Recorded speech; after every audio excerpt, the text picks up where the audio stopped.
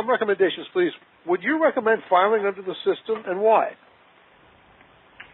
Well, I mean, it's a very good question, and I think all three speakers are trying to tell you, just like any other decision that we make on behalf of our clients, we really need to understand under what conditions it serves the needs.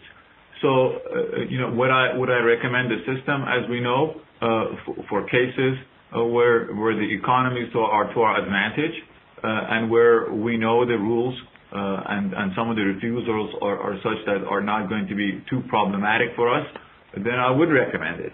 And so it does make sense for certain cases.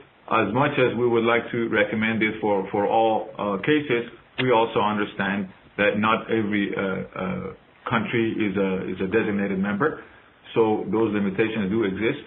And at the same time, some of the nuances of the system are such that I think in the U.S., folks are hesitant to adopt the system in terms of direct filings. But there are definite advantages to the use of the system, especially in those registration-only jurisdictions. Any other members of the panel choose to weigh in on that, recommend filing under the system, and why? Yeah, if I can chime in really quick, I think Babak's right, and I think April perhaps gave a great advantage there, which is the speedy publication option in her presentation. And I'm sorry if I just took that from you, April, but I think that's one of the great advantages to it, and I'm glad she mentioned it.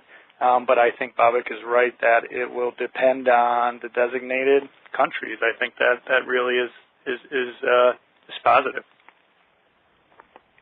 And April, would you like to add anything, or I have another question for you? I pretty much agree with what Babak and Corey discussed. It really depends on really the business needs of your clients, taking into consideration, their products and where they want to seek protection. So it's really, there's a lot of moving parts in terms of making the decision where to file and whether to file through Hague. So I think there is really no clear answer other than to sort of navigate and weigh the pros and cons of each specific situation.